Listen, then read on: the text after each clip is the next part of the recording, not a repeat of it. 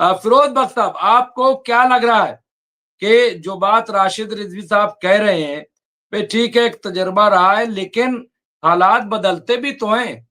क्या आप पुरानी बातों को लेकर बैठे रहेंगे, नई बात नहीं सोचेंगे? जी जी जी, ऐसा है डॉक्टर मुमताज आलम।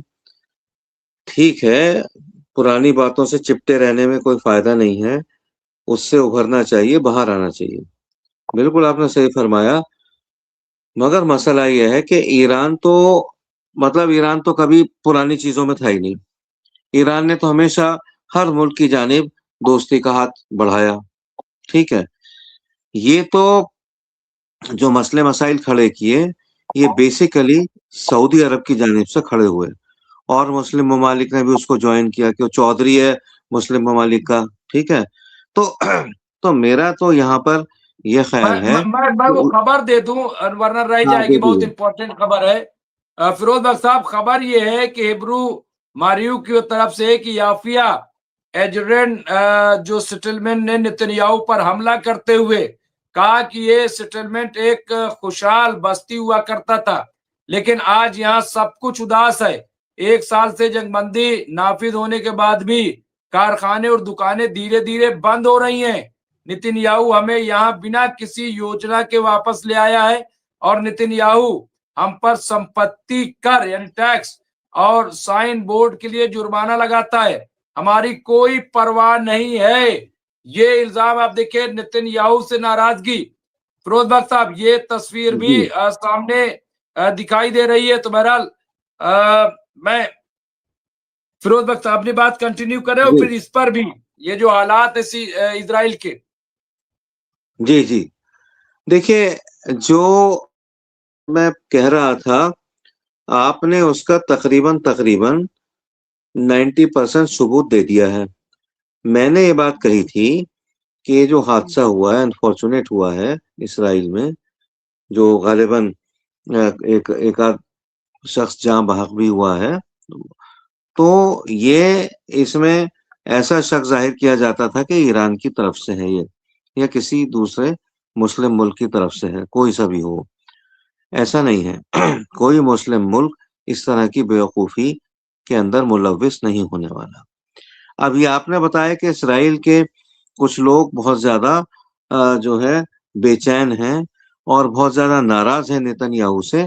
तो ये काम पता नहीं इन्हीं का ही हो जिनका भी ज़िक्र आप कर रहे थे। तो ये जो काम है इसराइल के अंदर से हुआ है, और जब तक नेतन्याहू जंग को बंद नहीं करेंगे, जब तक वो ये नहीं कहेंगे जी मैं ईरान पे हमला करूंगा, मैं सीरिया पे हमला करूंगा कि वो हमारे ऊपर हमला करने वाला है, तब तक हालात और बिगड़ेंगे। ये तो एक शुरुआत है, this is only the beginning. ठीक है, और कुछ पता नहीं है कि नेतन्याहू साहब का क्या मामला रहे। उनकी भले वो कितनी जबरदस्त सिक्योरिटी के साथ चलते हों, अगर उनके साथ कोई मिसहैप होता है, अल्लाह करे ना हो, लेकिन कुछ होता है, तो इसकी जिम्मेदारी भी उन इसराइली लोगों पे जाएगी जो उनकी टैक्स की नीतियों से, जो उनकी इन्फ्लेशन है, जो महंगाई है, जो अनसेफ एनवायरनमेंट उनकी वजह से क्रिएट हुआ है। अरे, इस बेवकूफ प्राइम मिनिस्टर को ये चाहिए था कि जब इन्होंने ईरान में घुस के अपनी दादागिरी और बदमाशी के साथ याहिया सिनवार को शहीद कर दिया, उस वक्त तक इनके इनके मतलब सारे वो जिंदा थे, क्या नाम, जो कैदी थे, कैप्टर्स थे, जो हमास वाले लेके आए थे। ये तभी जो है, ये कहते जी हम जीत गए, हमने हमास के नेता को मार दिया है, बादशाह को मार दिया है, सिनवार को। ये एक इनकी मॉरल विक्ट्री भी हो जाती। वो अलग बात है कि वो डिफीट ही थी, लेकिन इनके जबान के तहत उनकी मॉरल विक्ट्री होती। वो इनके जो कैप्टर्स हैं वो भी वापस आ जाते। इसराइल में एक तबका इस बात को भी सोच रहा है। ठीक है, चलो, मतलब उनको छोड़ दो उनको। ठीक है, अ, अब ये बताइए, जब मोहम्मद सिनवार का किस्सा हुआ, तो उसके बाद हर हालत में इसराइल को जंग रोक देनी चाहिए थी, और कुछ ना कुछ मुआहदा करके जो भी उनके जिंदा लोग थे, 250 में से 200 तो जिंदा होंगे अगर 50 लोगों को इसराइल की बमबारी में मार दिया गया होगा। ठीक है, ये इसराइल में एक तबका इन बातों को लेके बहुत ज्यादा नाराज है नेतन्याहू से, और आगे क्या वहां ताबड़तोड़ होने वाला है, खलबली मचने वाली है, ये तो वक्त ही बताएगा।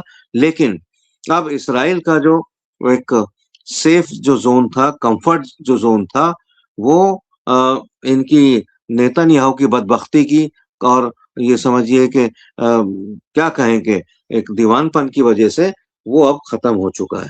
ठीक है, इसराइल में अब जो इस तरह की घटनाएं होंगी वो खुद वो इसराइली करेंगे, और बहुत सोच समझ के करेंगे कि जो नेतन्याहू से बदजन हो चुके हैं। काफी इसराइली उनसे बदजन हैं, लेकिन चूंकि एक इनके मतलब जो इनका मोसाड है बहुत एक्टिव रहता है, ये सब चीजें बहुत अपने को बहुत इन्होंने मुनज़्ज़म किया हुआ है, बावजूद इसके इस तरह के वाकयात वहाँ होते रहेंगे। हम चाहते हैं, हम पीस लविंग लोग हैं, ये प्रोग्राम जो है इसका भी मकसद यही है कि किसी जीरो को, भले ही वो दुनिया के किसी भी खत्ते में रहता हो, किसी किस्म का नुकसान ना पहुंचे, किसी के बदले की आग का वो हिस्सा ना बने। हम सब ऐसे ही सोचते हैं, बावजूद इसके कि इसराइल ने लाखों फलस्तीनियों को, 6-7 लाख फलस्तीनियों का वध कर दिया है, उनको कत्ल कर दिया है, उनको शहीद कर दिया है। बावजूद इसके हम नहीं चाहते कि वहां का जो शहरी है उसकी हालत वही करी करी जाए जैसा कि गाजा में हुई। ठीक है, तो ये अब सोचने समझने वाली चीजें बिल्कुल हैं। देखिए फिरोज बख्त साहब, हम भी ये बिल्कुल आपने सही कहा, और हमारे प्रोग्राम का मकसद भी यही है, पीसफुल। और खास तौर से मैं आपको बता दूं कि जब मैं गुफ्तगू करता हूं अपने चैनल पे या कहीं भी, खास तौर से जब हम खारजा पॉलिसी लेवल पे बात करते हैं, तो हमारे हिंदुस्तान के, हमारे मुल्क की खारजा पॉलिसी क्या है, मैं उसको बिल्कुल सामने रखता हूं और मैं उसे फॉलो करता हूं। उधर इधर उधर नहीं होता हूं, क्योंकि ये हमारी जिम्मेदारी है। जो भी है हमारे इख्तलाफात, नजरियाती इख्तलाफात हिंदुस्तान के अंदर दाखिली सियासत में हो सकते हैं, लेकिन खारजा पॉलिसी जहां होगी वहां बिल्कुल हम क्लियर कट हैं। तो हम हमेशा इस बात को सामने रखते हैं, और हमारा हिंदुस्तान कहीं भी जंगो जदल नहीं चाहता है। तो इसलिए हम भी कभी जंग की बात नहीं करते, कभी ये नहीं कहते वो उनको मार दे, वो उनको मार दे। हम तो ये कहते हैं कि नाइंसाफी नहीं होनी चाहिए। और आप भी बार बार एक बात कहते हैं कि साहब ये आप इसे जंग बंदी न कहिए, इसे जेनोसाइड बंदी कहिए। तो ये जो, तो भाई ये तो पॉलिसी की बात नहीं है, ये हकायक को वाजे करने की बात है, हकायक को पेश करने की बात है। तो बहरहाल, लेकिन राशिद रिजवी साहब, आप आ गए माशाल्लाह खैरियत से, और आप जुड़ गए फौरन। मैं समझ गया था जैसे ही ऑफ हुआ कि आप जो है मंजिल पे पहुंच गए। लेकिन राशिद रिजवी साहब, ये तो बड़ी खबर आपके सामने, ईरान की मिसाइली ताकत सयूनी जो है फौजी हुकाम के लिए एक डरावना ख्वाब है। यानी ये इसकी धमक और इसका जो है अभी भी इजराइल जो हिम्मत नहीं कर पा रहा है, या जो भी आप मान लें, यानी वो सिर्फ एक ये दुनिया के सामने पेश करना चाह रहा है कि हमारी हार नहीं हुई किसी तरीके से, हम अभी भी सुपर पावर हैं, हम अभी भी जैसे होता है ना, गुंडा होता है तो मार खाने के बाद भी उसकी अकड़ नहीं जाती, वो कुछ इस तरह के थोड़ा सा एक्शन करता है कि गोया कि अभी भी हमारी हनक जो है वो बरकरार है। लेकिन ये तो सही है, अभी मैं पढ़ रहा था, और रूस से मुआहदे पे मुआहदे, मुआहदे पे मुआहदे। राशिद रिजवी साहब,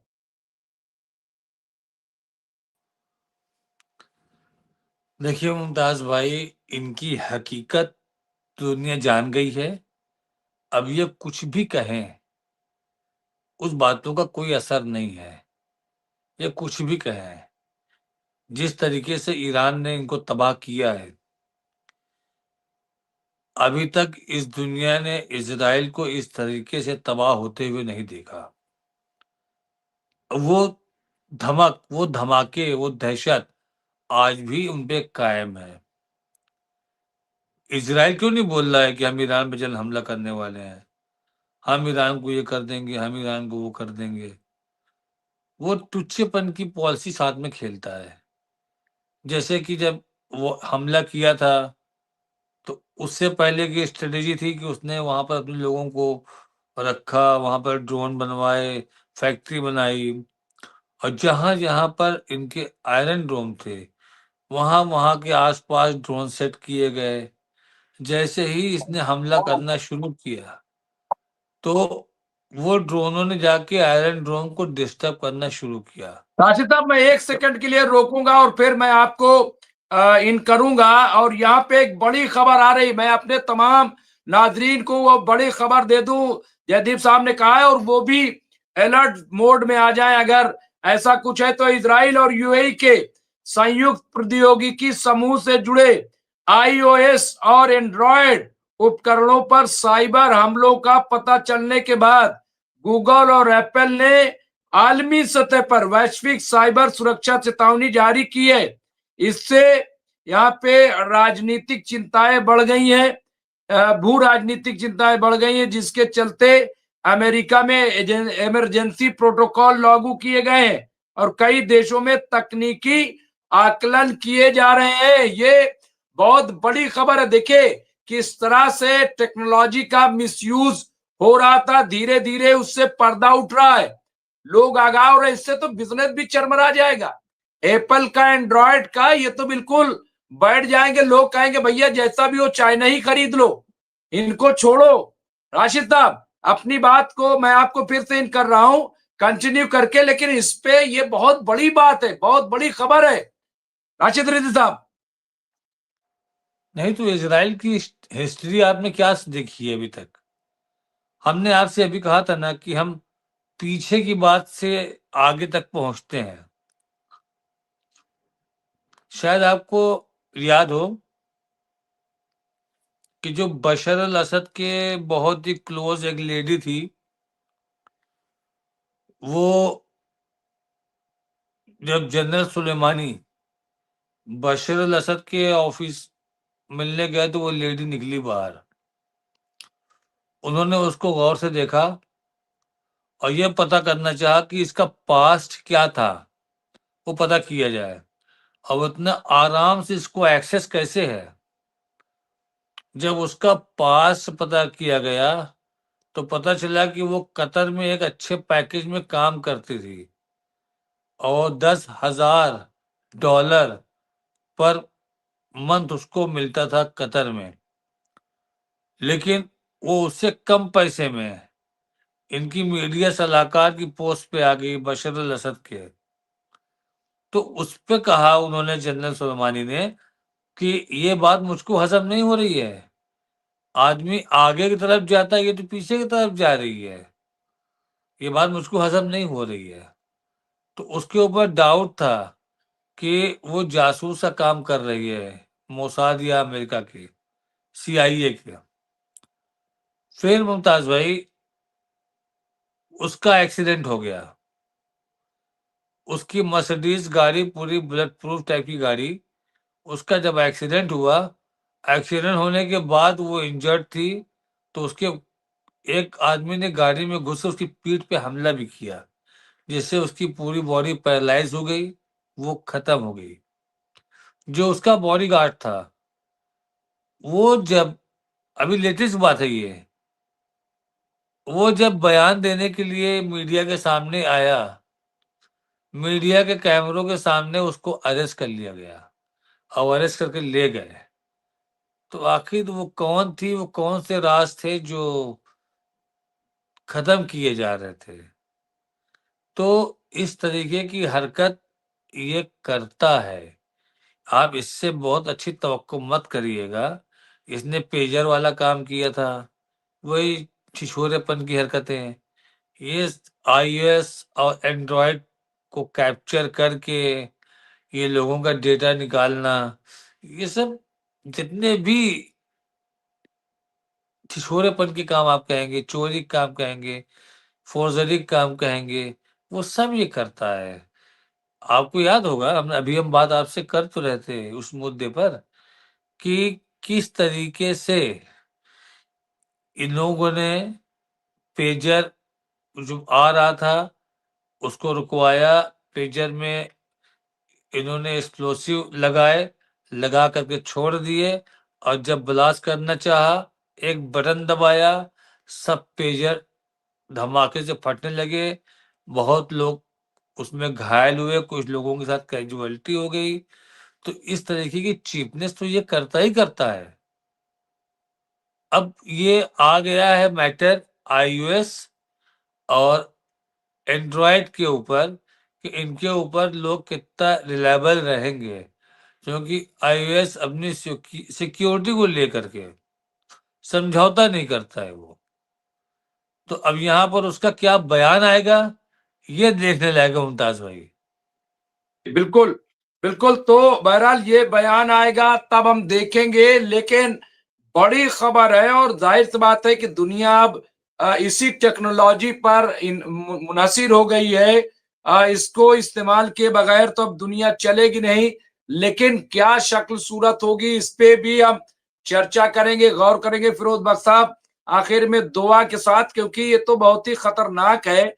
और हम लोग तो भाई देखिए, हम तो अब मोबाइल लिए रहते हैं, हम जानते हैं कि हम मोबाइल में बिल्कुल बरहना है, कहीं कोई पर्दा उर्दा नहीं है। कोई समझे कि मैं नॉर्मल कॉल करूंगा तो कोई सुन लेगा, व्हाट्सअप कॉल करूंगा तो कोई नहीं सुनेगा। एक साहब ने तो कहा कि साहब व्हाट्सअप देखिए, जिस पे ज्यादा भरोसा होगा ट्रेस वही ज्यादा होता है। उन्होंने कहा कि अगर किसी सिक्योरिटी एजेंसी को आपको अगर ट्रैक करना होगा तो उसमें थोड़ी करेंगे जो नॉर्मल, वो तो फिर उसी पे करेंगे, या तो ट्रैक ही नहीं होगा। अगर आप करना ही होगा तो बहरहाल ये तमाम चीजें हैं। फिरोज बख्श साहब, दुआ भी करा दीजिए, और ये जो खबर आई है इस पे भी थोड़ा से, और मैं समझता हूं कि राशिद रिजवी साहब ने तो बहुत ही साफ गोई से बातें कर दी हैं। जी देखिए, जो मौजूदा हालात है ना, वो जग जाहिर है, और उनसे ये बात बिल्कुल साफ निकल के आती है कि आज की तारीख में भी एक सबक हासिल करने के बावजूद इसराइल जो है वो अब शरारत के ऊपर उतरा हुआ है, और कब क्या शरारत कर जाए ये वक्त बताएगा। तो इसमें यही असेसमेंट है कि इसराइल से कोई गलती सरजद होगी। इसराइल किस पे हमला करता है, किस वक्त करता है, कैसे करता है, ये just it's only a matter of time. उसके बाद फिर इसराइल के तिये पांचे की कहानी शुरू होगी। हम नहीं चाहते कहीं किसी पे हमला हो, कोई जवाबी हमला करे, लेकिन जब सूरत हाल इस तरह से आपके ऊपर हो जाती है, आपके ऊपर हमला लाद दिया जाता है, आपको उसमें फंसा दिया जाता है, तो आप ये पसंद करते हैं कि एकदम से हाथ पांव छोड़ के और सरेंडर करने से अच्छा है कि कुछ मैं जद्दोजहद करूं। हो सकता है मेरी जद्दोजहद कामयाब हो जाए, मैं गलबा पा जाऊं अपने दुश्मन पे। ठीक है, तो यही पोजीशन अब उन ममालिक की है जो एंटी इसराइल हैं, जो इसराइल की मुआफ़क़त में नहीं है। ठीक है, जिनकी शुरुआत ईरान से होती है, और बाकी तो ये तो वक्त बताएगा कि कौन इसराइल के खिलाफ, कौन कौन सही मानों में खड़ा हुआ है। एक्सेप्ट खिलाफ क्या मतलब, अपनी हिफाजत के लिए ईरान खड़ा हुआ है, और कब ये जो इसराइल है ये गैर इंसानी कोई हरकत करे, कोई गलत हरकत करे हमले जैसी, तो ईरान तो भरा बैठा है, तैयार बैठा है। लेकिन ईरान अपने आप से बिल्कुल भी अटैक नहीं करने वाला। ये बात भी 101% पक्की है। और बस मैं यही दुआ करूंगा कि हमारा तो दिल दहल जाता है तमाम बातें सुन के कि इसराइल ईरान के खिलाफ हमले की तैयारी कर रहा है। इसराइल अब इसको बकरा बनाना चाह रहा है, आपका जो ये है शाम, ठीक है, सीरिया, और इसराइल ये करना चाह रहा है, वो करना चाह रहा है। तो अब हम तो ये सोचते हैं कि हालांकि हम दुआ कर रहे हैं, लेकिन कई बार जहन में ये बात आती है कि भाई तुम्हें जो करना है एक बार कर लो, जैसे तुमने गाजा के साथ किया ना, ऐसे ही जहां और करना है कर लो, कि बकरे की माँ कब तक खैर बनाएगी। कहीं ना कहीं तो ऊंट पहाड़ के नीचे आता है ना, तो इसराइल आज उस पोजीशन पे है और इसके लिए खुद इसराइल 100% जिम्मेदार है। हम तो यही अल्लाह से दुआ करते हैं कि आने वाले महीनों में, सालों में ईरान जो है महफूज रहे। ईरान अपनी ताकत का जो ताकत के जो मामलात हैं, जिस तरह से उसको सिक्योर कर रहा है, चाहे वो मिसाइल्स हो या कुछ भी हो, तो उसको उसमें लगे रहना चाहिए। लेकिन हमारी दुआ ये है कि ईरान के ऊपर कोई भी मुल्क, खासतौर से आपका इसराइल है और अमेरिका है, अटैक ना करें। तमाम दुनिया के अंदर अमन और चैन की सूरत हाल जो है वो पैदा हो और कोई भी नहीं डरे, चाहे वो इस तरफ का हो या उस तरफ का हो। बस अल्लाह से हम यही दुआ करते हैं कि जो फलस्तीन के जो शुहदा हैं उनके बेहतर से बेहतर महल अल्लाह के यहाँ बने, और जो बचे हुए हैं फलस्तीनी, गाजा के लोग, वेस्ट बैंक के लोग, उनका भी मामला जो है अपने साथ खैर के, पीस के साथ, अमन और चैन की जिंदगी वो उनको गुजारते आजादी रहें। मिले, जी उनको डॉक्टर आजादी मुमताज। मिले, जो यहाँ है आजादी उनको आजादी आजादी मिले और अपने घर में रहे आजादी तो जैसे भी रहे। हाँ, आजादी की तो दुआ, देखिए इट गोज विदाउट सेइंग, ये जो सारी दुआएं हैं, ये दुआएं डायरेक्टली चाहे इनडायरेक्टली, अल्फाज कुछ भी हो, यही बिल्कुल, है। नहीं हम नहीं, तो ये मैं उसमें एड ऑन हाँ कर रहा हूँ। मैं और वो नहीं कह रहा हूँ कि हाँ, वही चीज नहीं नहीं है ठीक कि है। भाई जाहिर सी बात है कि जब यहाँ पे रहे उनको आज़ादी मिले। तो बहुत बहुत शुक्रिया फिरोज बख्श साहब आपका, राशिद रिजवी साहब आपका बहुत बहुत शुक्रिया कि हमसे जुड़े। आप सफर पे थे, आए, लेकिन इसके बावजूद सफर और उसके बाद भी जुड़े, आपका भी शुक्रिया। राजा सिंह राजपूत साहब मुसलसल कह रहे हैं लाइक और शेयर करो। मैं ही नहीं कह पाता, मेरा ज़हन उधर जाता ही नहीं है, मैं सोच ही नहीं पाता हूँ कि ये सब बातें करूँ। मेरे ज़हन में सिर्फ खबर होती है और ये होता है कि कैसे क्या चीज़ें जो है हम ज़्यादा से ज़्यादा पेश कर दें। तो बहुत-बहुत शुक्रिया आप तमाम हज़रात का, सारे लोगों का शुक्रिया। जय हिंद, जय भारत।